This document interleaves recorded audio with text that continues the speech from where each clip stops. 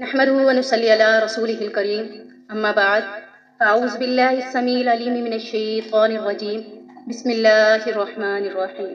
سورۃ الفلق آج ہم پڑھیں گے انشاءاللہ۔ فلق جو لفظ ہے اس کا کیا معنی ہم نے دیکھا ہے سورت کے اندر، دیکھتے ہیں کہ اللہ رب العزت نے اس کا معنی جو بتایا ہے وہ ہے کہ کس کی پناہ پکڑتا ہوں؟ صبح کے رب کی، مخلوق کے رب کی، یعنی جتنی بھی مخلوقیں ہیں۔ تو یہاں اللہ رب العزت نے سورۃ الفلق کے بارے میں اور سورۃ الناس کے بارے میں چند باتیں نبی کریم صلی اللہ علیہ وسلم کے ذریعے بتائی ہیں۔ ہم سب سے پہلے وہ دیکھتے ہیں کہ اس سورت کو نازل کرنے کا مقصد کیا ہے، اس کی فضیلت کیا ہے۔ ایک حدیث میں آتا ہے کہ نبی کریم صلی اللہ علیہ وسلم نے فرمایا، کیا تم نے وہ آیات نہیں دیکھی جو آج رات نازل کی گئی، جن کی مثل کبھی دیکھی ہی نہیں گئی؟ یعنی سورۃ فلق اور سورۃ ناس کی فضیلت کیا ہے کہ ان کی مثل کبھی کوئی آیات دیکھی نہیں گئی۔ پورے قرآن کی آیات ہیں آپ کے پاس، لیکن سورۃ فلق اور سورۃ ناس کی جو آیتیں ہیں نا، اس کے جیسی اور کوئی نہیں ہے۔ یہ اتنی امپورٹنٹ ہے کہ اس کے بارے میں اللہ کے نبی نے کیا فرما دیا کہ ان آیات کے مثل کوئی اور دیکھی ہی نہیں گئی۔ ایک اور حدیث میں آتا ہے کہ نبی کریم صلی اللہ علیہ وسلم نے عابس سے فرمایا، اے ابن عابس، کیا میں تمہیں ان چیزوں میں سے سب سے بہتر چیز نہ بتاؤں جن کے ساتھ پناہ پکڑنے والے پناہ پکڑتے ہیں؟ میں نے کہا کیوں نہیں اے اللہ کے رسول؟ تو آپ صلی اللہ علیہ وسلم نے فرمایا، سورۃ فلق اور سورۃ ناس یہ وہ دو صورتیں ہیں جن کے ساتھ جنات وغیرہ سے پناہ پکڑی جا سکتی ہے۔ یعنی کسی کو یہ خدشہ ہو کہ جنات ہم پر کوئی اثر کر لیں گے تو اسے چاہیے کہ دو صورتیں، سورۃ فلق اور سورۃ ناس، یہ دو صورتیں پڑھے گا۔ ان دو صورتوں کے پڑھنے سے کیا ہو جائے گا؟ جنات کے شر سے پکڑنے کے لیے، یعنی جنات آپ کے اوپر کوئی زور نہ کر دیں، کوئی جادو نہ کر دیں، یا کوئی منتر نہ پڑھ کے آپ کے اوپر پھونک دیں، یا آپ کے اوپر کوئی اثر نہ کر دیں، تو اس سے بچنے کے لیے آپ کو کون سی دو صورتیں پڑھنی ہوں گی؟ سورۃ فلق اور سورۃ ناس۔ یہ دو صورتیں جو پڑھے گا اس کے اوپر جنات اثر نہیں کر سکتے۔ آپ کو پتہ ہے جن کیسے اثر کرتے ہیں؟ بعض وقت جب آپ گندگی میں، مثال کے طور پر میں آپ کو اگزامپل دیتی ہوں، ایک بچی تھی، اس بچی نے، جیسے ہم جاتے ہیں آؤٹنگ کے لیے، وہ بچی بھی اپنی والدین کے ساتھ آؤٹنگ پہ گئی ہوئی تھی، تو آؤٹنگ پہ جاتے ہوئے اس نے کیا کیا، راستے میں اس کو حاجت ہوئی واش روم جانے کی، تو واش روم تو کوئی بھی نہیں تھا ارد گرد، ابھی انہوں نے کوئی ہوٹل بھی ارینج نہیں کیا ہوا تھا اور ارد گرد کوئی واش روم بھی نہیں تھا، تو انہوں نے اس سے کیا کہا، جیسے ہمارے میں اکثر کہہ دیتے ہیں کہ وہ جھاڑیوں میں چلے جاؤ، درخت کے پاس چلے جاؤ، جنگلوں میں چلے جاؤ اور وہاں پہ جا کر اپنے آپ کو رفع حاجت سے فارغ کر لو۔ اب اس نے، پیرنٹس نے کہا بھی اگر اب بہت ضروری ہے تو وہاں جا کے اپنے آپ کو فارغ کر لو۔ اب وہ وہاں پہ گئی، اس نے اپنے آپ کو حاجت سے فارغ کیا اور وہاں سے آ گئی۔ اب اس نے ہاتھ نہیں دھوئے ہوئے تھے، آگے انہیں جا کے کھانا کھانا پڑ گیا۔ ہم بعض کو آج جب کھانا کھاتے ہیں نا تو ہمیں یاد نہیں رہتا ہاتھ دھونا، ایسے ہوتا نا، بغیر ہاتھ دھوئے بیٹھ جاتے ہیں کھانا کھانے۔ اب اس بچی نے بھی، اسے یاد ہی نہیں تھا کہ میں نے ہاتھ دھونے ہیں، وہ بھی آرام سے بیٹھ گئی، کھانا کھا لیا۔ اب وہ جو جنات، جہاں اس نے واش روم وغیرہ اپنی حاجت کی تھی، تو اس درخت کے اوپر جنات کا بسیرا تھا۔ جنات درختوں کے اندر رہتے ہیں، واقعتاً رہتے ہیں۔ اس درخت کے اندر جو جن تھا وہ غلیظ تھا، ناپاک تھا، گندا جن تھا۔ یعنی کچھ جنات ہوتے ہیں صاف ستھرے، مسلمان، پاکیزہ، کچھ ہوتے ہیں گندے، جو گندی چیزوں میں آتے ہیں۔ اب اس نے جب واش روم سے نکلنے کے بعد ہاتھ نہیں دھوئے ہوئے تھے اور کھانا بھی ایسے کھانے بیٹھ گئی، اب جن جو ہے نا اس کا اندر کھانے کے ساتھ چلا گیا۔ اب جب اس کے اندر جن چلا گیا، اب اسے بھوک بہت لگتی تھی، اس کو کچھ سمجھ ہی نہیں آتی تھی، جتنا کھا لیتے اسے کم ہو جاتا تھا، اور یہاں تک کہ وہ عجیب عجیب باتیں کرنا شروع کر دیتی تھی، عجیب عجیب معاملات ہو گئے۔ یعنی اس طرح اس بچی کے اندر جن چلا گیا۔ اور دوسری جگہ پر آتا ہے کہ جنات کیسے اندر جاتے ہیں؟ جب آپ واش روم جاتے ہیں، واش روم جانے کے بعد آپ واش روم میں انٹر ہوتے ہوئے دعا نہیں پڑھتے، دعا پڑھنا بھول گئے ہیں نا۔ اب جنات آپ کے ساتھ واش روم میں آپ کو دیکھ رہے ہیں کیونکہ آپ نے دعا نہیں پڑھی، اب وہ آپ کے اوپر کیا کریں گے؟ حملہ کریں گے۔ دعا آپ کو کیا کرتی ہے؟ جنات کے حملے سے بچا لیتی ہے۔ جب آپ نے واش روم جاتے ہوئے دعا نہیں پڑھی، اب جنات کا وہ گھر ہے، اس گھر کے اندر وہ رہتے ہیں، اب وہ آپ کے اندر کیسے داخل ہوں گے؟ پیشاب کے راستے سے وہ اندر داخل ہو جاتے ہیں۔ یعنی آپ یہ نہیں کہہ سکتے کوئی اتنا بڑا جن ہے، جن دیکھیں جنات ہوتے ہیں نا، چھوٹی چیز کو بڑا بھی کر سکتے ہیں اور بڑی چیز کو چھوٹا بھی کر سکتے ہیں، ان کے اندر ہے نا ایسی، اللہ تعالیٰ نے یہ سب بنایا ہوا ہے۔ اب وہ آپ کو جب آپ نے دعا نہیں پڑھی ہوتی تو آپ کے پیشاب کے راستے سے آپ کے اندر داخل ہو جاتے ہیں، اور جب صبح کی اذان ہوتی ہے نماز کے لیے شیطان نہیں اٹھنے دیتا، اور جب ہم نماز نہیں پڑھتے پھر شیطان کیا کر جاتا ہے؟ کان میں پیشاب کر کے اندر داخل ہو جاتا ہے۔ اب جنات کے شر سے اپنے آپ کو بچانا ہے تو کیا کرنا ہے؟ یہ جنات کے شر ہی ہے نا، پیشاب کر دینا، ہمارے اندر داخل ہو جانا، ہمیں طرح طرح کی باتوں میں، مصیبتوں میں، پریشانیوں میں ڈال دینا۔ تو اس کے شر سے بچنے کے لیے ہمیں کیا کرنا ہے؟ اللہ کے نبی نے کیا فرمایا؟ 2 صورتیں جو پڑھ لیتا ہے وہ جنات کے شر سے بچ جاتا ہے۔ تو کون سی 2 صورتیں ہیں؟ سورۃ فلق اور سورۃ ناس۔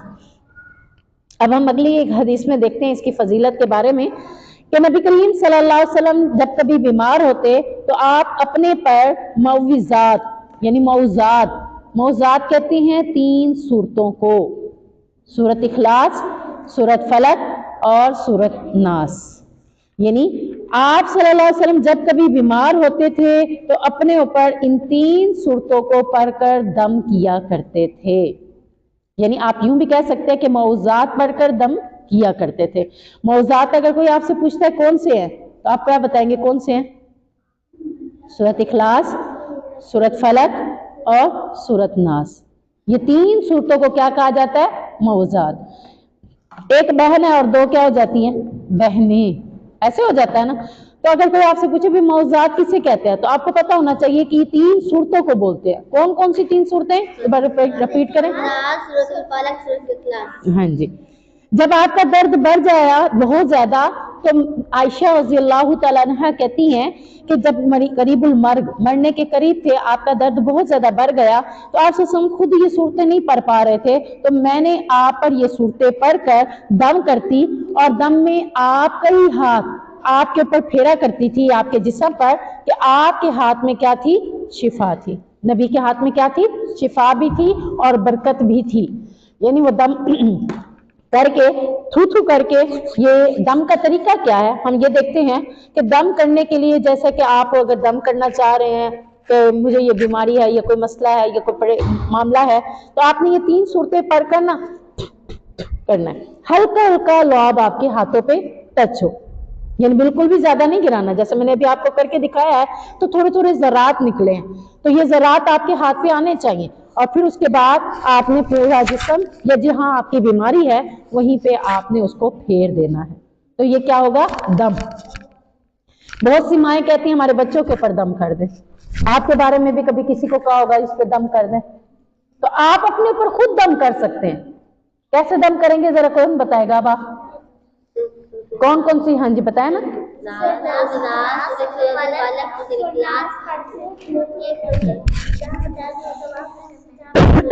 ہاں جی، تھوڑا تھوڑا لعاب آئے اور پھر اس کے بعد وہیں جہاں درد ہے یا وہاں پر یا پھر پورے جسم پر پھیر دینا چاہیے۔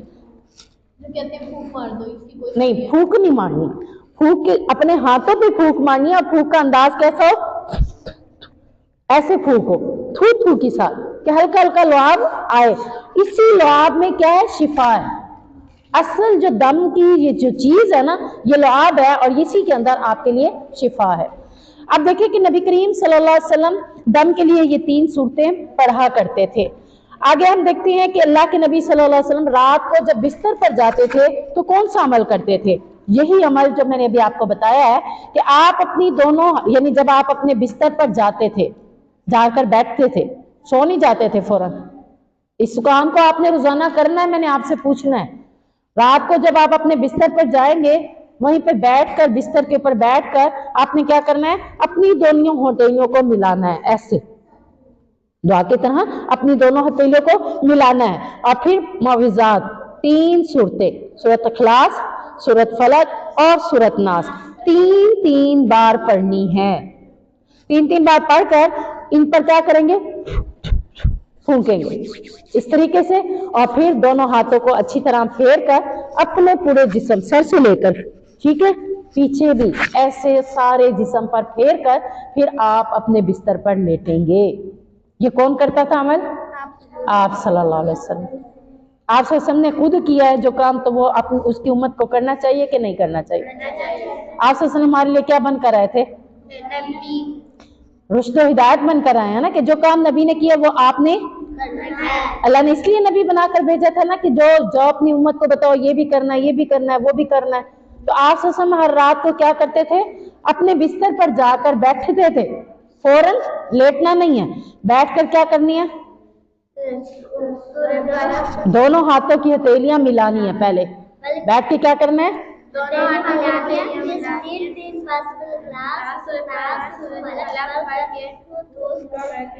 ہاں جی، پھونک مار کر اس طریقے سے، پھر اپنے سر سے لے کر پورا جسم پھیر کر پھر آپ لیٹیں گے۔ یہ نبی کریم صلی اللہ علیہ وسلم کا رات کا عمل تھا کہ وہ ایسے نہیں سویا کرتے تھے، ٹھیک ہے۔ یہ اب آپ کیا کریں گے؟ آپ نے اپنے ہر چیز کے شر سے اپنے آپ کو بچا لیا۔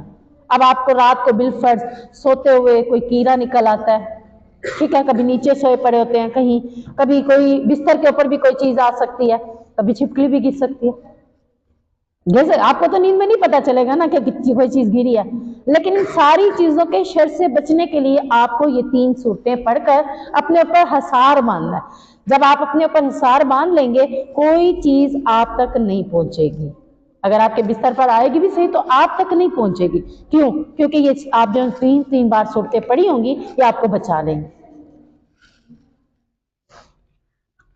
اس کے بعد ہم دیکھتے ہیں، سورت کو شروع کرتے ہیں۔ بسم اللہ الرحمن الرحیم، شروع اللہ کے نام سے جو بڑا مہربان اور نہایت رحم کرنے والا ہے۔ قل، کہہ دیجئے، میں نے بتایا تھا نا کہ اس کا معنی ہمیشہ کیا آئے گا؟ کہہ دیجئے۔ اعوذ، میں پناہ پکڑتی ہوں، برب الفلق، مخلوق کے رب کی، یعنی تمام قسم کے مخلوقوں کے رب کی، جنات ہیں، انسان ہیں، حیوانات ہیں، نباتات ہیں۔ آپ کو پتہ ہے نا یہ ساری کیا ہے؟ مخلوق ہے۔ انسان تو آپ نے دیکھ لے، جنات بھی آپ نے سنے ہوئے ہیں، حیوانات کون سے ہوتے ہیں؟ کون سی مخلوق کو حیوانات کہا جاتا ہے؟ جانوروں کو حیوانات بولا جاتا ہے۔ اتنی بڑی بڑی کلاسوں میں آئے ہوئے ہیں، حیوانات انہی کو بولا جاتا ہے، ٹھیک ہے نا۔ اصل میں انگلش میں کتابیں آ گئی ہیں نا، رولا یہی ہے، اس لیے آپ کو پتہ ہی نہیں ہے کہ حیوانات کسے کہتے ہیں، ورنہ جب اردو میں بکس ہوتی تھی نا تب فوراً پتہ چل جاتا تھا کہ حیوانات کیا۔ نباتات کس مخلوق کو کہتے ہیں؟ نہیں، ہاں، کھانے پینے کی چیزوں کو، یہ جتنے بھی درخت، پودے، کیلا، انگور، سیب، یہ سارے نباتات ہیں، ٹھیک ہے۔ یہ جتنے بھی آپ کے درختوں کے اندر چیزیں اگتی ہیں یہ ساری کیا جائیں گی؟ نباتات میں۔ تو یہ ساری چیزیں اللہ رب العزت نے بنائی ہیں، اور اللہ کہہ رہا ہے کہ ان تمام مخلوقوں کے رب سے، یعنی مخلوق، ساری مخلوقوں کا رب کون ہے؟ اللہ۔ صرف انسانوں کا رب نہیں ہے بلکہ ساری مخلوق کا رب اللہ ہے۔ اس سے پناہ پکڑیے کہ میں صبح کے رب کی جناب میں پناہ پکڑتی ہوں، یا میں تمام مخلوقات کے رب کی پناہ پکڑتی ہوں۔ کس چیز کے ساتھ سے؟ آگے دیکھیں، من شر ما خلق، اس چیز کے شر سے جو اس نے پیدا کی۔ حیوانات بھی اسی نے پیدا کیے، نباتات بھی اسی نے پیدا کیے، جنات بھی اسی نے پیدا کیے، انسان بھی اسی نے پیدا کیے، زمین و آسمان بھی اسی نے پیدا کیے، چرند پرند بھی اسی نے پیدا کیے۔ یہ ساری کیا ہے؟ مخلوق کے، یہ ساری اللہ نے پیدا کیا۔ ان ساروں کے شر سے اللہ سے ہم کیا مانگ رہے ہیں؟ پناہ مانگ رہے ہیں کہ کوئی چیز بھی ہمیں شر پہنچا سکتی ہے۔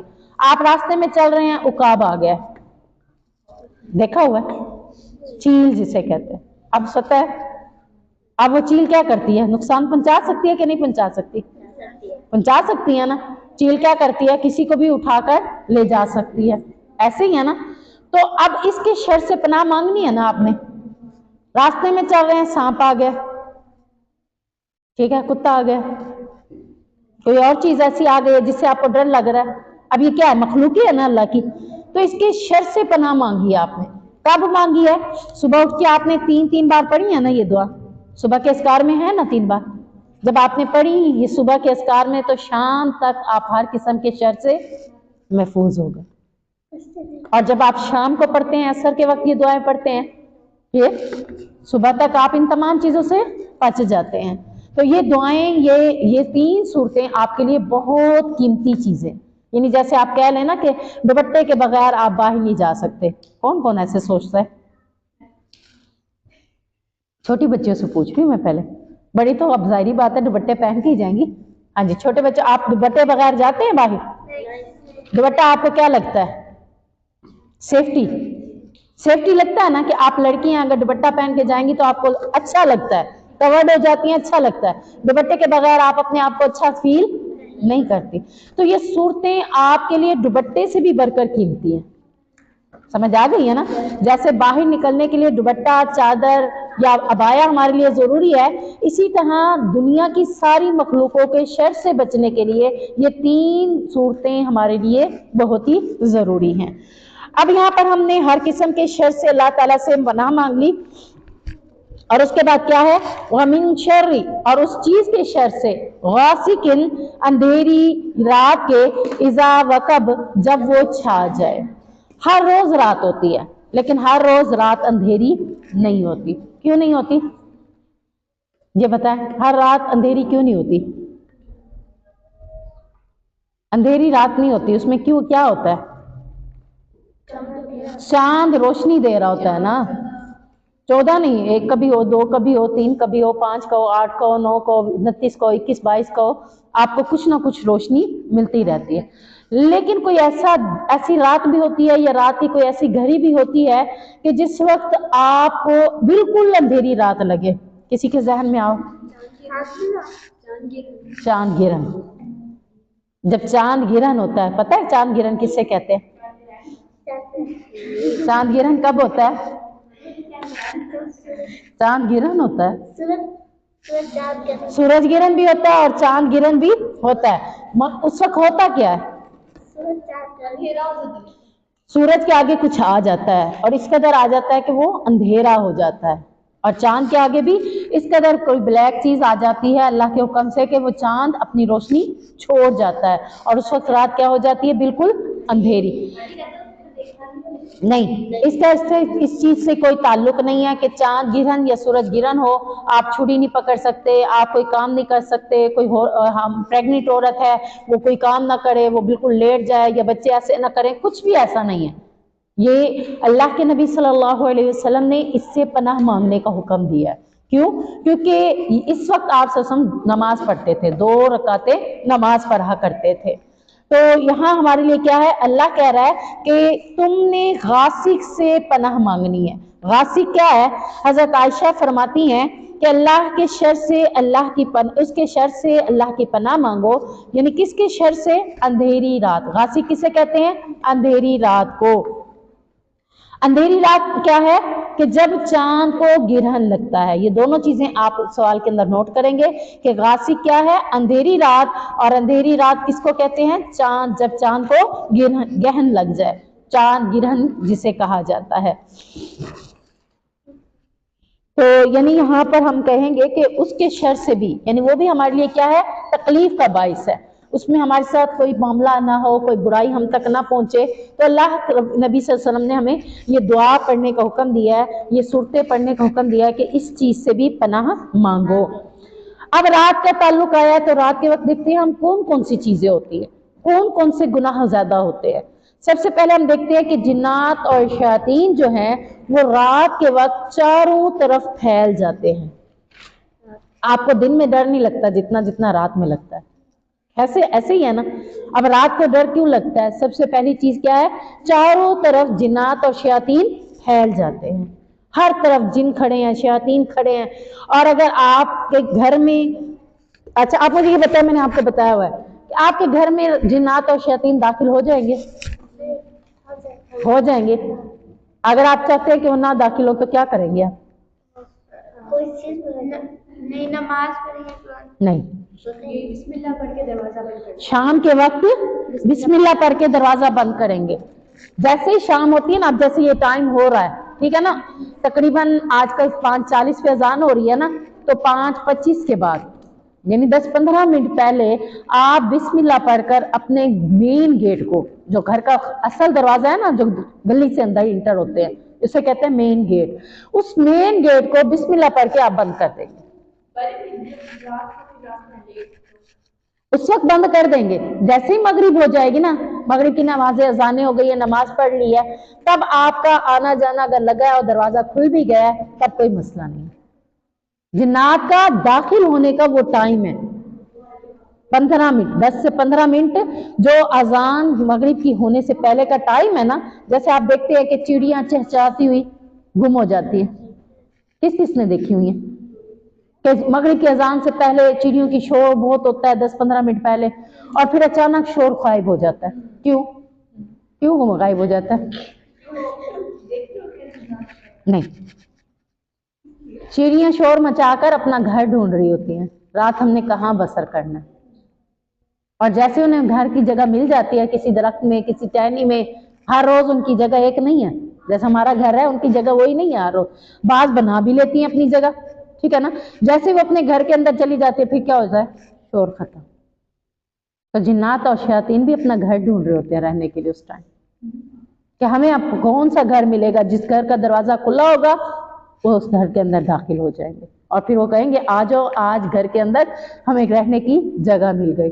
और फिर जब उनके घर के बच्चे बिस्मिल्लाह पढ़कर खाना नहीं खाते या बड़े बिस्मिल्लाह पढ़कर खाना नहीं कहते तो फिर जिन्नात क्या कहते हैं? आ जाओ, खाने की दावत भी मिल गई है, घर भी मिल गया रहने को, अब खाने की दावत भी मिल गई है और खाना भी वो खा लेते हैं, सोने की जगह भी मिल गई उन्हें, खाना भी उन्हें मिल गया। कैसे मिला? क्योंकि आपने गेट बंद नहीं किया उस टाइम और फिर खाना खाते हुए आपने बिस्मिल्लाह नहीं पढ़ी, तो दोनों मामले में आपने जिन्नात को अपने साथ शामिल कर दिया।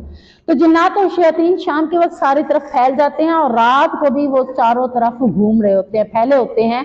और उस वक्त कुफ्र, फिस्क, फजूर यानी कौन कौन से गुनाह होते हैं? फसाद वाले काम भी ज्यादा होते हैं। आप देखिए अक्सर लोगों के घरों में लड़ाई कब होती है? ज्यादातर रात के टाइम होती है। रात के वक्त कौन कौन से गुनाह होते हैं? लड़ाई झगड़ा, ठीक है। दूसरी चीज क्या होती है? चोरी। चोर भी रात को आते हैं ना, चोरी भी रात के वक्त होती है। लोग एक दूसरे की चीजें कब उठाते हैं? रात के वक्त। खयानत हो गई ना, ये एक दूसरे की चीजों को उठाना खयानत है।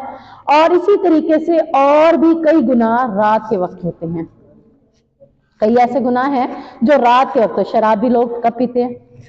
रात के वक्त पी रहे होते हैं, अंधेरा होता है, लोगों से छुपकर गुनाह कर रहे होते हैं, यानी रात के वक्त ये गुनाह होते हैं, खुसूसन लड़ाई झगड़ा, चोरी, और फिर उसके साथ साथ आप शराब देख लें, खयानत देख लें, या घर के अंदर आप देख लें लोग क्या कर रहे होते हैं, ड्रामे, फिल्में, लोग रातों को ही ज्यादा देखते हैं ना, सारे गुनाह के काम रात को हो रहे होते हैं।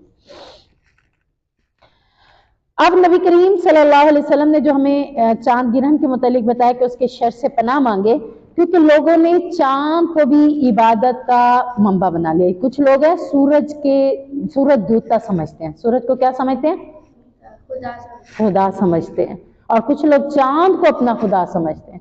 आपको पता है जब हजरत इब्राहिम अलैहिस्सलाम बहुत छोटे थे, अभी उस कौम में उस वक्त उसका बाप जो था बुत बनाया करता था, ये तो आपको पता है ना, आजर उनके बाप का नाम था और वो बुत बनाया करते थे, तो कौम सारी बुतों की पूजा करती थी।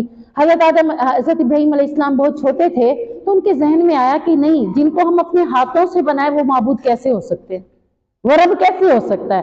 तो उन्होंने सोचना शुरू किया कि मैं सोचूं, ढूंढूं कि रब है कौन। जाहिर है इर्द गिर्द कोई भी रब के बारे में नहीं जानता था, हर एक किसको रब मानता था? बुतों को।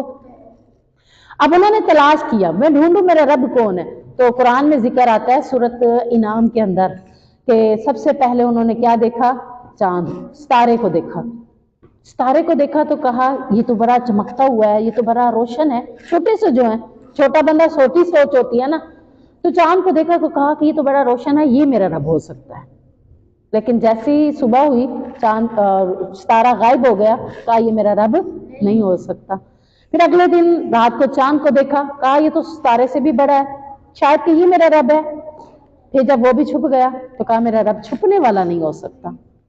फिर अगले दिन के वक्त ढूंढा तो दिन के वक्त उन्हें सूरज नजर आया, तो उन्होंने कहा ये तो इन दोनों से ही बड़ा है, लगता है ये मेरा रब है। तो जब वो भी शाम को छुप गया तो कहा छुपने वाला तो मेरा रब ही नहीं हो सकता। ये अल्लाह ताला उनके जहन में ये बातें डाल रहे हैं। और जब उन्होंने ये सारी चीजें देख ली तो फिर उन्होंने कहा इन सब को बनाने वाला जो है ना वो ही मेरा रब है। अब उन्हें समझ आई कि ये जो बनाने वाला है ना इनको, और ये आते हैं आए और अपनी चले जाते हैं, इनको लेकर आता है, सुबह के शाम को ले जाता है, सूरज सुबह को निकलता है, रात को ले जाता है अल्लाह ताला, तो इन्हीं को बनाने वाला जो है ना वो रब मेरा है। तो उन्होंने अपने रब को ढूंढ लिया था। اب انہوں نے تو ڈھونڈ لیا، لیکن بہت سے لوگ ہیں جو سورج کی پوجا کرتے ہیں. پھر اللہ تعالیٰ بھی تو نظر نہیں آتے تھے. اللہ نظر نہیں آتے بلا شک، لیکن اللہ نے اپنے بارے میں بتایا تو ہے کہ میں کیا ہوں عرش پر. اگر آپ فیلنگ کریں، مثال کے طور پر حدیث میں آتا ہے نا کہ جب تم عبادت کرو، نماز پڑھو، تو تم ایسے عبادت کرو کہ گویا کہ تم اللہ کو. اب یہ ہمیں کیسے لگے گا کہ ہم اللہ کو دیکھ رہے ہیں؟ فیلنگز لے آئے. آپ دیکھیں آپ کے ذہن میں جا رہی ہوں وہ لڑکی ایسی ہے ایسی ہے، آپ کے دماغ میں وہ لڑکی کا نقشہ گھوم رہا ہے کہ نہیں گھوم رہا؟ آپ نماز میں اللہ کو کیسے دیکھ سکتے ہیں؟ اس کے بارے میں یہ کنسیپٹ بنائیں کہ اللہ تعالیٰ کہاں ہے؟ اپنے عرش پر. اور اللہ نے کیا کہا؟ میں کہاں ہوں؟ اپنی کرسی پر. اللہ نے کہا نا کہ میں کرسی کے اوپر مستقیم ہوں، عرش کے اوپر اپنی کرسی پر مستقیم ہوں. اب جتنا بڑا بادشاہ ہوتا ہے اس کی کرسی بھی بڑی پیاری ہوتی ہے. رب کی کرسی بہت ہی پیاری ہوگی ماشاءاللہ. آپ جب نماز میں کھڑے ہوں تو آپ کے دھیان میں ہو کہ رب سامنے بیٹھا ہے اور وہ مجھے دیکھ رہا ہے. فیلنگز، اپنی فیلنگز بنائیں تو آپ کیسے محسوس ہوگا کہ واقعی رب مجھے دیکھ رہا ہے. آپ سجدے میں جائیں، جیسے وہ پیروں کے آگے جھکتے ہیں سجدے میں، تو انہیں کیا ہوتا ہے کہ ہم پیر کو دیکھ رہے ہیں. تو آپ جب سجدے میں جائیں تو یہ فیلنگ لے آئیں کہ اللہ کو میں دیکھ رہی ہوں. تو آپ کیسے لگے گا کہ سامنے اللہ ہے؟ فیلنگز میں جب لے کر آئیں گے، یعنی اللہ کہتا ہے کہ تم مجھے محسوس کرو تو میں تمہارے ساتھ ہوں. جب ہم محسوس نہیں کرتے تو پھر اللہ ہمارے ساتھ ہی نہیں. اب 2 شخص تھے، انہوں نے کہا کہ مرغی ذبح کرنی ہے، وہاں کرنی ہے جہاں پر اللہ کوئی بھی ہمیں نہ دیکھتا ہو. دونوں چلے گئے گھومتے گھومتے جنگلوں کے اندر، فلاں جگہ. ایک بہت آگے چلا گیا، دیکھا ارد گرد کوئی بھی نہیں دیکھ رہا، اس نے اپنی مرغی ذبح کر لی. یہ کوئی حدیث نہیں ہے، ایک واقعہ ہے، ٹھیک ہے نا. دوسرا گھوم پھر کے واپس آ گیا مرغی لے کر. اب دونوں اپنے مقررہ ٹائم پر واپس آ کر دونوں مل گئے. اس نے کہا تیری مرغی کہاں ہوئی؟ اس نے کہا میں تو فلاں جگہ جا کے ذبح کر رہا ہے، کوئی بھی مجھے نہیں دیکھ رہا تھا. اس نے کہا اچھا میں تو نہیں، تو نے ذبح کیوں نہیں کی؟ کہا میں جہاں بھی جاتا تھا نا مجھے ایسے لگتا تھا کہ مجھے کوئی دیکھ رہا ہے. کون دیکھ رہا تھا اسے؟ اس نے محسوس کیا نا. اب آپ کو جب محسوس ہوگا کہ مجھے اللہ دیکھ رہا ہے، آپ جب یہ فیلنگز لے آئیں گے نا اپنے، تو آپ کو ہر وقت ایسے لگے گا کہ اللہ دیکھ رہا ہے. آپ کو گناہ کا کام کریں، آپ کو فیلنگ آئے گی کہ اللہ مجھے دیکھ رہا ہے، اور آپ کو محسوس ہوگا. یعنی اللہ تعالیٰ نے کہا کہ میں تم مجھے محسوس کرو، میں تمہیں محسوس ہوں گا. فیلنگز میں آتا ہے. ہم نے رب کو دیکھا نہیں ہے کیونکہ دنیا کی آنکھ رب کو دیکھ نہیں سکتی. ہمیں جو اللہ نے آنکھیں دی ہیں نا، اس آنکھوں سے ہم اپنے رب کو نہیں دیکھ سکتے، ٹھیک ہے. حضرت موسیٰ علیہ السلام نے جب اللہ سے کہا تھا کہ میں تمہیں دیکھنا چاہتا ہوں، تو اللہ نے کہا تھا فلاں پہاڑ کی طرف دیکھ، میں اپنی تجلی کروں گا، تو مجھے دیکھ لینا. لیکن جیسے اللہ نے اس پر اپنی تجلی کی تھی، اللہ اس پہ آیا تھا تو وہ بے ہوش ہو گئے تھے، دیکھ ہی نہیں سکے تھے. تو اللہ تعالیٰ نے کہا دنیا کی کوئی آنکھ مجھے دیکھ نہیں سکتی، لیکن مرنے کے بعد جب اللہ ہمیں زندہ کرے گا اور جس کو جنت الفردوس میں لے کر جائے گا نا، وہ اپنے رب کو بالمشافہ، جیسے آپ مجھے دیکھ رہی ہیں میں آپ کو دیکھ رہی ہوں نا، ایسے آپ اپنے رب کو دیکھیں گے وہاں پہ. تو کام نیکی کیسے کریں کہ آپ جنت الفردوس میں جائیں. جب جنت الفردوس میں جائیں گے تو اپنے رب کو ایسے ہی دیکھیں گے. دل کر رہا ہے اب اللہ کو دیکھنے کا. اس کے لیے کرنا کیا ہے؟ نیکی. اللہ کو خوش کریں گے تو اللہ کو دیکھ سکیں گے. ہر بندہ اللہ کو نہیں دیکھ سکے گا. جنت میں جانے والا ہر شخص بھی اللہ کو نہیں دیکھے گا. صرف جنت الفردوس میں جو جائے گا وہ اللہ کو دیکھے گا. باقی جنت کے 100 درجے ہیں، ٹھیک ہے نا. جنت الفردوس ایک درجے کا نام ہے، باقی 99 درجے اور ہیں. باقی 99 درجوں میں کہیں اپنا اللہ ہاتھ دکھائے گا، کہیں اپنی پنڈلی دکھائے گا، کہیں اپنا. اب یہ نہیں ہے کہ اللہ کا ہاتھ ہمارے ہاتھ جیسا ہے. جب میں آپ کو بتا رہی ہوں کہ دنیا کی آنکھ سے ہم اپنے رب کو نہیں دیکھ سکتے، تو اللہ وہاں پہ ہمیں کس طرح کی آنکھیں دے گا؟ کوئی اور طریقے سے دے گا نا جس سے ہم اللہ کو دیکھ سکیں گے. ہماری آنکھوں میں اتنی چبھن نہیں ہوگی. اب ہم سورج کو بھی دیکھنا چاہیں تو دیکھ نہیں سکتے. نہیں دیکھ سکتے نا. کیوں نہیں دیکھ سکتے؟ کیونکہ وہ بہت زیادہ روشن ہے اور ہماری آنکھوں کو عجیب سی فیلنگز ہوتی ہیں. تو اللہ کی تجلی، اللہ کا خود جو وجود ہے، وہ اللہ رب العزت کو ہم نہیں دیکھ پائیں گے. اس لیے اللہ ہمیں وہاں دیکھنے کی توفیق دے گا اور ہم وہاں اپنے رب کو دیکھ بھی سکیں گے. تو جس کے دل میں یہ شوق پیدا ہو رہا ہے کہ اللہ کو میں دیکھوں، اسے کیا کرنا ہے؟ نیکی کے کام زیادہ کرنے ہیں انشاءاللہ. ہاں جی، کوئی کچھ کوشچن پوچھ رہا تھا اسے. آپ سے نہیں، حضرت موسیٰ علیہ السلام نہیں، 40 دن کی بات ہی نہیں آتی. بس یہی ہے کہ وہ بے ہوش ہو گئے تھے اور پھر دوبارہ اٹھایا گیا تھا. تو انہیں کہا تھا کہ آپ دیکھ نہیں سکیں گے. نہیں ایسا نہیں ہے، بالکل بھی نہیں ہے. اب ہم نے یہاں پہ دیکھ لیا کہ رات کے وقت ہمارے کون کون سے گناہ ہوتے ہیں. آگے ہم دیکھتے ہیں وَمِن شَرِّ النَّفَّاثَاتِ فِي الْعُقَدِ، اور گروہ میں پھونکنے والیوں کے شر سے. گروہ میں پھونکنے والوں سے مراد کیا ہے؟ جادو، یعنی جادوگر۔ جادوگر کیسے کرتے ہیں؟ آپ جاتے ہیں کسی کے پاس تو کہتے ہیں میں نے یہ تمہیں دھاگا جو ہے نا گرا لگائی پھونکا، پھر گرا لگائی پھونکا، ایک ہی دھاگے کو، یعنی یا تو وہ اس نے آپ کو گلے میں پہنوایا ہے یا اس نے آپ کو ہاتھ کے اندر پہنایا ہے۔ اب اس دھاگے کے اندر کئی قسم کے بیچ میں کیا ہیں؟ گرہیں ڈلی ہوئی ہیں۔ دیکھا ہوا آپ نے سے کسی نے؟ جیسے ہم گرہ ڈالتے ہیں، یہ دیکھیں نا یہ گرہ ڈلی ہوئی ہے نا، اسی طرح اس دھاگے میں جگہ جگہ پر گرہیں ڈلی ہوتی ہیں، اور ہر گرہ پر وہ کیا کرتا ہے جادوگر؟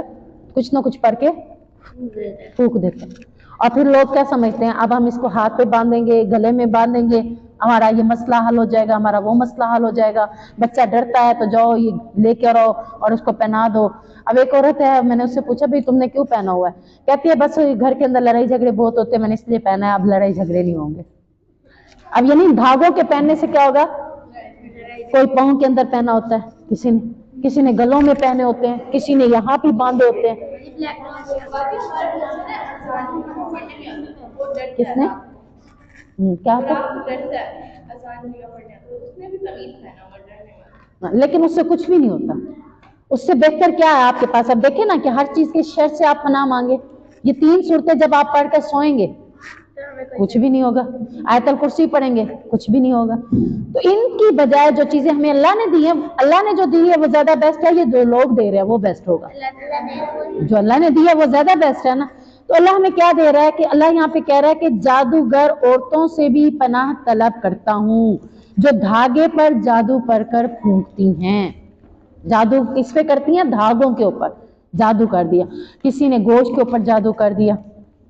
کچھ لوگ ایسے ہوتے ہیں کہ گوشت کی بوٹیاں لیتے ہیں، اس کے اوپر جادو کرواتے ہیں اور پھر وہ سائڈوں پہ کھسوا دیتے ہیں یا گھروں میں پھینکوا دیتے ہیں۔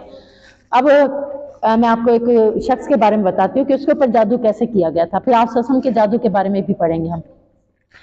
ایک شخص کو نا انہوں نے جادو کیا تھا، پنے، سوئیاں، جو کام کرنے والی سوئی نہیں ہوتی ٹھیک، جس میں دھاگے بھی ڈلتے ہیں، وہ سوئیاں اس نے لی اور اس شخص کا پتلا بنایا، عکس جیسے ہم بناتے ہیں نا شکلیں وغیرہ، پورا دھار پورا اس بندے کی پوری ایک قسم کی شکل وغیرہ بنا لی۔ پھر اس کاغذ کے اوپر اس نے وہ جب بنا لی تو یہاں اس کا دل ہے بنایا ہے، ٹھیک ہے نا۔ اب وہ جو پنے تھی نا، سوئیں بہت ساری، تقریباً 8-10 سوئیں تھی، میں نے خود دیکھی ہے یہ چیز، میں اس لیے آپ کو بتا رہی ہوں۔ اس نے وہ 8-10 پنے جو تھیں وہ اس کے دل والی جگہ پر نا چبا دی، اور پھر اس دھاگے کو کاغذ کو لپیٹا، اور کاغذ کو لپیٹنے کے بعد اس کے اوپر جو کچھ پڑھا ہوگا، جو کچھ دم کیا ہوگا، جو بھی اس نے پڑھی پھونکی شونکی، اس کے بعد اس نے جنات کے ذریعے اس کو کہاں رکھوایا؟ مین گیٹ کے درسال کے اوپر۔ مین گیٹ کا جو گیٹ ہوتا ہے نا، اس کے کوئی کونے کھدرے یا کوئی چیزیں ہوتی ہیں، انہوں نے بنائی ہوئی تھی مین گیٹ کے اوپر نا، ایسے پہلے بنتی تھی اوپر تھوڑی سی شیلف بن جاتی تھی، اس کے اوپر ہاں شیڈ کے اوپر انہوں نے جا کے رکھ دیا۔ اب انہیں جب بھی تکلیف ہو یہی تکلیف ہو، جب بھی تکلیف ہو یہاں تکلیف ہو، بھی یہاں مجھے کچھ چبھ رہا ہے، یہاں مجھے کچھ چبھ رہا ہے، سمجھنا ہے کہ کیا چبھ رہا ہے، کیا چبھ رہا ہے۔ وہ تو اللہ کی طرف سے پھر حکم ہوا، انہیں کچھ محسوس ہوا، اللہ تعالیٰ نے انہیں دکھایا، تو پھر انہیں فیل ہوا کہ کچھ ایسا ہے گھر کے اندر، کسی نے میرے اوپر جادو کیا ہوا ہے یا کسی نے ایسا کچھ کیا ہوا ہے۔ اللہ کی طرف سے ان کو رہنمائی، پھر انہوں نے پورے گھر کی صفائی کروائی، گھر سے نکل ہی نہیں رہی تھی کوئی چیز، پھر صفائی کروائی، پھر جب ہر چیز کو صفائی کی تو پھر وہ درسال بھی صاف کی، تو اس کے اوپر سے یہ کاغذ نکلا تھا اور اس کے اندر یہ پنے لگی ہوئی تھی، اور جب وہ کاغذ کے اوپر سے پنے اتاری، ٹھیک ہے نا، یہ 3 موزدان کر کے پنے نکال لی اور پھر اس کاغذ کو جلا دیا، تو پھر اس کے بعد انہیں درد ہونا ختم ہو گیا۔ یعنی لوگ جادو ایسے کرتے ہیں کئی طریقے سے، اور یہ جادو کس وجہ سے کرتے ہیں؟ حسد کی وجہ سے کرتے ہیں، کئی قسم کے حسد ہوتے ہیں، اس وجہ سے کرتے ہیں۔ اب دیکھتے ہیں کہ اللہ کے نبی پر بھی جادو کیا گیا تھا کہ نہیں کیا گیا تھا۔ سب سے پہلی بات ہے کہ اللہ کے نبی پر بھی جادو کیا گیا تھا۔ یہاں حدیث میں آتا ہے کہ آپ صلی اللہ علیہ وسلم ایک دن بیمار تھے کہ آپ کے پاس جبرائیل آئے، انہوں نے آ کر بطور دم یہ دعا پڑھی تھی حضرت جبرائیل نے बिस्मिल्लाहि अर्कीका मिन कुल्लि शैइन युज़ीका मिन शर्रि कुल्लि नफ्सिन औ आइनिन हासिदिन अल्लाहु यशफीका बिस्मिल्लाहि अर्कीका। ये मैं आपको बाद में दोबारा लिखवा दूंगी, ये दुआ थोड़ी सी लंबी है। तो ये दुआ दम के साथ पढ़कर नबी करीम सल्लल्लाहु अलैहि वसल्लम पर उन्होंने दम किया था। तो वो 3 सूरतें भी आप दम करके अपने ऊपर दम कर सकते हैं। और अगर आपको कोई बीमारी है या कोई ज़्यादा परेशानी है तो ये वाली दुआ भी आप पढ़कर अपने ऊपर खुद दम कर सकते हैं। या आप किसी मरीज के पास बैठे हैं तो जब उसका अयादत के लिए जाते हैं, ये बहुत बड़ी नेकी है, अयादत करना बहुत बड़ी नेकी है। जब आप उस मरीज के पास अयादत के लिए गए हैं, अभी आपको क्या हुआ है, साथ में उसको हाथ लगाएं ऐसे बिस्मिल्लाहि अर्कीका, ये दुआ पढ़ लें, या सल्लल्लाहु अज़ीम, यानी उनके हाथ फेरते रहे, साथ साथ दुआ पढ़ते रहे और साथ साथ हाथ फेरते रहे। तो ये दम का तरीका है मरीज के ऊपर। इसी तरह हम देखते हैं कि नबी करीम सल्लल्लाहु अलैहि वसल्लम पर क्या हुआ था। कहती हैं हजरत आयशा कि बनु ज़रीक कबीले के एक शख्स लबीद बिन आसिम ने नबी करीम सल्लल्लाहु अलैहि वसल्लम पर जादू किया था। इसका असर कैसे हुआ था नबी पर कि आपको ऐसा फील होता था कि आपने फलां काम किया, हालांकि आपने वो काम ना किया होता था। जैसे मैं कहती हूँ नमाज का वक्त हो गया, मुझे ऐसे फील हो रहा है कि मैंने नमाज पढ़ ली है, जबकि मैंने पढ़ी ही नहीं होती थी, या मैंने काम कर लिया तो जबकि मैंने वो काम किया ही नहीं होता था। नबी करीम सल्लल्लाहु अलैहि वसल्लम पर जादू का असर यही था कि आपको ऐसे लगता था फलां काम मैंने कर लिया, जबकि उन्होंने वो काम नहीं किया होता था। एक दिन या शायद रात के वक्त जब आप मेरे पास थे, आपने अल्लाह से दुआ की। आपने फरमाया, ऐ आयशा, क्या तुम्हें मालूम है कि मैंने अल्लाह से जो बात दरियाफ्त की थी, अल्लाह ने वो मुझे बता दी। दरियाफ्त क्या किया था? दुआ में क्या कहा था? अल्लाह मुझे साथ ऐसा क्यों हो रहा है? जैसे हम कहते हैं ना, अल्लाह मेरे साथ ऐसा क्यों हो रहा है। कोई भी दुआ जब आप करेंगे अल्लाह ताला आपको बता देता है क्यों हो रहा है। ये महसूस करने के साथ है। जब अल्लाह के नबी ने कहा कि अल्लाह मेरे साथ ऐसा क्यों हो रहा है, तो अल्लाह ने उन्हें बता दिया। कैसे बताया? 2 आदमी, हज़रत आप खुद बता रहे हैं कि मेरे साथ कैसे हुआ था। 2 आदमी मेरे पास आए, आकर मेरे पास बैठे, एक मेरे सर के पास बैठ गया और दूसरा मेरे पाँव के पास बैठ गया। उनमें से एक ने अपने साथी से कहा, इनको क्या तकलीफ है? दूसरे ने कहा, इन पर जादू किया गया है। अब ये दोनों बंदे किसने भेजे? अल्लाह ताला। और हैं कौन असल में? फरिश्ते। फरिश्तों को बंदे की शक्ल में बनाकर अल्लाह के नबी के पास भेजा। और अल्लाह के नबी ने जो पूछा था, अल्लाह मेरे साथ क्या मामला है, तो अल्लाह उनको बता रहे हैं। एक सर के पास बैठा है, एक पाँव के पास बैठा है। एक दूसरे से पूछता है इनको क्या हुआ है, दूसरा क्या कह रहा है, इन पर जादू हुआ है। उसने पूछा जादू किसने किया है, तो उसने कहा लबीद बिन आसिम ने इस पर जादू किया है। उसने कहा किस चीज में जादू? जादू किसी चीज में किया जाता है, ठीक है ना। जादू तो कोई कर लेता है किसी पर, लेकिन ऐसे नहीं है कि आपके ऊपर फूंक मार दी तो आपको जादू होगा। मैंने अभी जैसे बताया कि उसने पुतला बनाया, और ये सिर्फ कागज का पुतला है। लोग रुई का भी पुतला बनाते हैं, जैसे आप गुड़िया बनाई हुई देखते हैं, बाजार से ले आते हैं, अभी ये डोल है, ये क्या भालू है, वो किस चीज से बना होता है? रुइयों से बना होता है ना। तो ऐसे रुई से भी पुतले बनाकर ना उनके सीनों में, उनकी फलां जगहों पर जहाँ पे तकलीफ देनी हो ना, वहीं पर वो सुइयां चीनी चीजें दबाकर कब्रिस्तान में भी जाके दफनाते हैं, यानी ये भी जादू करते हैं। अब आप सल्लल्लाहु अलैहि वसल्लम पर जादू पूछा गया, उन्होंने पूछा कि जादू किस चीज पर किया गया है, तो दूसरे ने जवाब दिया कंघी और कंघी से गिरे हुए सर के बालों में। इसलिए अम्मियां कहती होती है कि बाल जब कंघी दे तो क्या करें, बालों को इकट्ठा करें, ऐसे ना फेंके, इकट्ठा करके उनको अच्छी तरह गुचोर मचोर कर फिर आप चाहे बास्केट में डाल दें, फिर कोई मना नहीं है। लेकिन अगर आपने ऐसे बाल लंबे लंबे बाल डाल दिए ना, निकाल कर कंघा से आपने निकाला और ऐसे ही फेंक दिया, फिर उन लंबे बालों पर जादू हो सकता है। बाजी हो जाए ऐसे करते हुए 2-3 गिर जाते हैं। और उनको भी उठाएं और उनको ऐसे फोल्ड करें ना अच्छे तरीके से, यानी इस तरह से कर दें, या उनको काट दें, यानी उनको टुकड़े टुकड़े कर दें, या उनको गुचोर मचोर कर अच्छी तरीके से कि वो उलझ जाए, कोई तोड़ खोलना चाहे खुल ना सके, सीधा सीधा बाल ना निकल सके। सीधे बाल पर जादू होता है। आप अपने कभी भी सीधे बाल कभी भी ना गिराएं, ठीक है ना। कंघा दिया है, नीचे गिरे हैं, या आपने कंघा से निकाले हैं, सीधे सीधे बाल हैं, ऐसे फेंक दे नहीं। आप उसको अच्छे तरीके से फोल्ड करें, इस तरह से हाथों के साथ ऐसे ऐसे करें, इस तरह से करें, ताकि उसमें क्या आ जाए कि कोई खोलना चाहे खोले भी सही तो पूरा बाल ना निकले। जब अगर पूरा बाल निकल आया तो उसके ऊपर जादू हो सकता है, टूटे हुए बालों पर जादू नहीं होता। अब यहाँ पर उन्होंने क्या किया कि सर के बालों में नर खजूर के खोशे में रखे हुए हैं, यानी कंघी और कंघी से गिरे हुए सर के बालों में नर खजूर के खोशे में रखे हुए हैं। यानी एक होती है मादा और एक होता है नर, ये तो आपको पता ही है ना। नर किसको कहते हैं?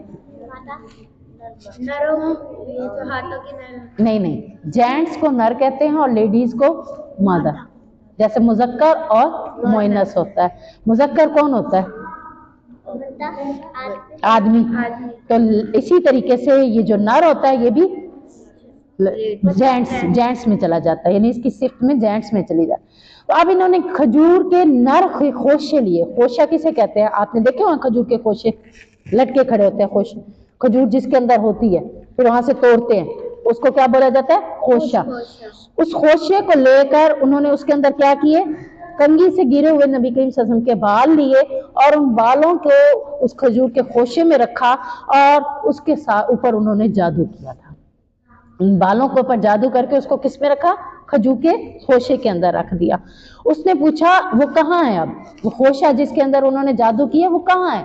तो दूसरे ने कहा ज़रवान कुएं में। ये कुएं का नाम था, जैसे बैरे रूमा कुआं था। किस किस ने पढ़ा हुआ है बैरे रूमा कुआं? नहीं, आपने पढ़ा हुआ? क्या है उसके बारे में? पूरा नहीं पढ़ा, नाम सुना हुआ है। आपने क्या सुना इसके बारे में? मुझे ना नाम का डाउट हो रहा है, मैंने पढ़ा हुआ है शायद। बैर रूमा वो कुआं था जो हज़रत उस्मान गनी ने खरीद कर मुसलमानों के लिए पानी के लिए वक्फ किया था। मदीना में सिर्फ एक कुआं था जो कि यहूदी के पास था और पानी भरने के लिए वो पैसे लेता था मुसलमानों से। मुसलमान थे गरीब, उनके पास पैसे नहीं होते थे पानी लेने के लिए। तो फिर हज़रत उस्मान गनी ने उससे कुआं खरीदना चाहा। उसने कहा मैं आधा कुआं बेचूंगा, आधा नहीं बेचूंगा। आधा कुआं बेचा हज़रत उस्मान ने, आधा कुआं खरीद लिया। खरीदने के बाद उन्होंने ऐलान कर दिया कि जो मर्जी है इसमें से आकर कुएं में से पानी भर जाए, अब पैसे देने की जरूरत नहीं है। अब जो दूसरा आधा कुआं था उससे कौन पानी खरीदेगा जब मुफ्त में पानी मिल रहा होगा? फिर उसने दूसरा आधा कुआं भी बेच दिया था और हज़रत उस्मान ने ले लिया था। इसे बैर रूमा कुआं कहा जाता है। और यहाँ से यहूदी मुसलमान सब पानी पिया करते थे। उस वक्त ये नल के मोटरें नहीं होती थी पानी पीने के लिए, डोल डालकर पानी कुओं से निकाला जाता था। तो इसी तरह वहाँ एक कुआं था जिसका नाम था ज़रवान। ज़रवान कुएं में उस खोशे को डाल दिया गया था। आप सल्लल्लाहु अपने सहाबा में से कुछ लोगों के साथ इस कुएं पर गए, वहाँ तशरीफ़ ले आए। आपने फरमाया आयशा उस कुएं का पानी ऐसा था गोया कि इसमें मेहंदी घोल दी गई हो, यानी जादू की वजह से उस पानी का रंग क्या बदल गया था और उसका रंग कैसे हो गया? जैसे किसी ने मेहंदी इसमें घोल दी हो। और खजूर के दरख्त की चोटियां, यानी जो खजूर के दरख्त के खोशे थे, चोटियां थी, वो ऐसे मालूम हो रही थी जैसे शैतानों के सर हो, यानी शैतानों के सर महसूस हो रहे थे, वो खजूर के खोशे महसूस नहीं हो रहे थे। मैंने कहा अल्लाह के रसूल आप उससे निकलवा क्यों ना दिया? आपने फरमाया अल्लाह ने मुझे इससे बचा लिया है, इसलिए मैंने इस चीज़ को पसंद नहीं किया कि इस सिलसिले को लोगों में फैलाऊं। फिर आपने फरमाया कि इसे निकाल कर दफन कर दिया जाए, तो उस खोशे को निकाल कर दफन कर दिया गया था। फिर ये जादू का असर ख़त्म हो गया था। यानी जादू जब पता चल जाता है किस चीज़ पे किया गया, उसको निकाल दिया जाए, उसको ख़त्म कर दिया जाए, तो फिर जादू का असर ख़त्म हो जाता है। तो जादू बहुत बड़ा गुनाह है, यानी छोटे गुनाहों में से नहीं है। जादू करना बहुत बड़ा गुनाह है। हमारे यहाँ कुछ लोग कहते हैं ओ फलां जादू है, जादूगर आया हुआ है, जादू करके दिखाता है। आजकल के जो जादूगर है वो जादू नहीं दिखा रहे थे, वो आंखों पे धोखा दे रहे होते हैं। ड्रामों में भी फिल्म छोटे छोटे क्लिप्स भी आते हैं, आपने देखे होंगे। तो रुमाल को दिखा रहा है, फिर दिखा रहा है 2 रुमाल हो गए।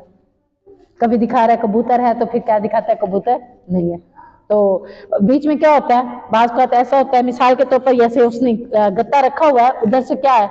बंद है, इधर से आपको कुछ भी नजर नहीं आ रहा, लेकिन इधर से उसने क्या रखा हुआ है? रास्ता रखा हुआ है। अंदर ही अंदर चीज को उठा फेंक लिया, घुमा लिया।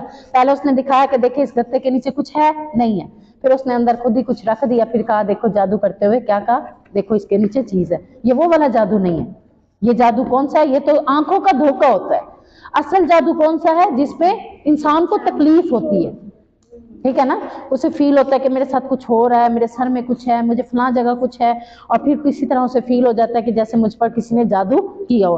और ये जादू का असर कब होता है? जब आप ये 3 सूरतें सुबह शाम रात को नहीं पढ़ेंगे तो आपके ऊपर कभी भी कोई जादू कर सकता है।